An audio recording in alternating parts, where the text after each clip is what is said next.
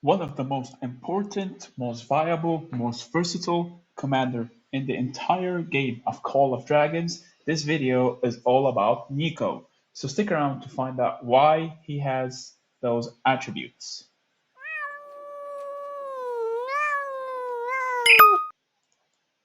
What's up guys, MEOWER here back with a brand new video. As always, this is another episode in the Commander series Revamped where we go through every single commander, their builds, their talents, why they're viable, why they're good, what to do, what not to do, and all that juicy information.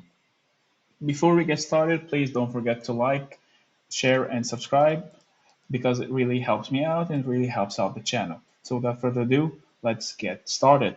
This video is all about Nico, the Eyes of Daybreak. Nico is one of the most important, most versatile, and by far one of the strongest commanders in Call of Dragons, and for good reason. Mainly because of his skill set. His primary skill applies a massive defense break for 15%, and does some really high single target damage. His second skill, the engineering, not that useful, definitely not worth even bothering looking at. His third skill is all the marksmen gain attack and defense, pretty good.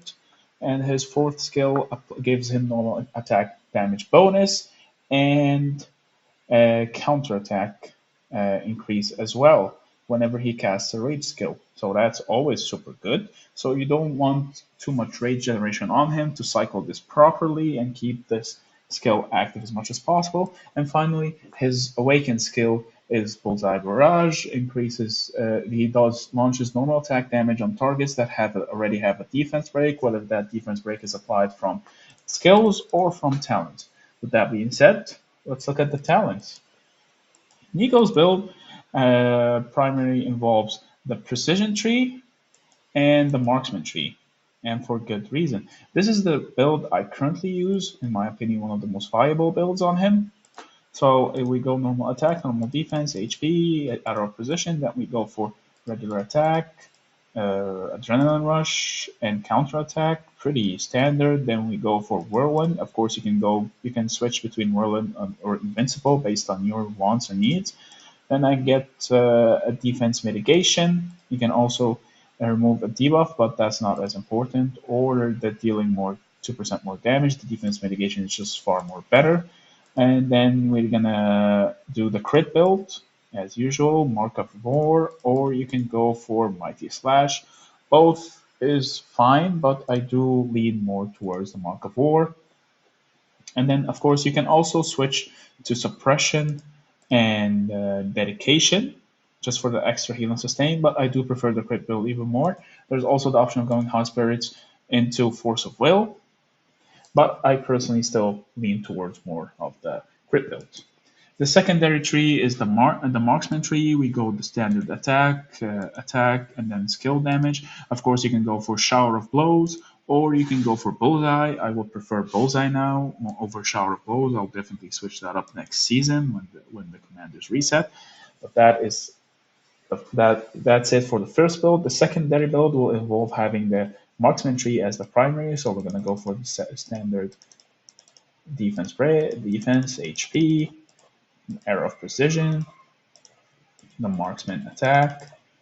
We're gonna go for fully loaded, intimidation, bullseye, and then we're gonna go for the rage accumulation because that's always super helpful. Or we can go for magic counterattacks just to get the slow, but let's go for the slow instead, just to slow our targets whenever we get hit by them.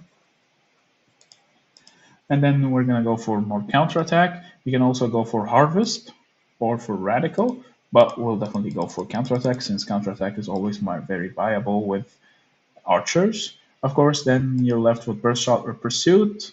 However, I do lean more towards burst shot. And then for the precision, we'll go for the standard overall attack, even more attack, coupled with counterattack damage.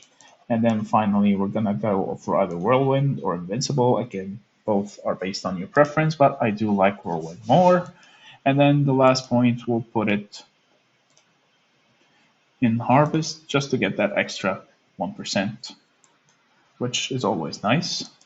And yeah, that's pretty much the two most viable builds on Nico, or rather the only two viable builds on Nico. If you're using Nico for engineering, don't use Nico at all for engineering. There are better suited commanders for engineering because he is a super good primary commander. So you always want to spec him correctly more than anyone else because he will always be the lead in most combinations. So as for pairings, we can pair Nico Kenara, Nico Hosk, we can pair Nico Craig or Nico Guanwin. He's viable with all of the archer commanders when he's primary, especially because of his defense break. The one that he applies just enables them even further. As where you can get his sculptures, you can get his tokens from the gold chest, you can get him from the daily deals, and sometimes he also appears in the Wheel of Fortune, and you can finally get his tokens from the VIP logins. But yeah, that's everything that you need to know about Nico. If you like this video, please drop a thumbs up, share it with your friends, comment down below if you have any questions. If you want to see any other improvements to the builds, let me know. Join our Discord.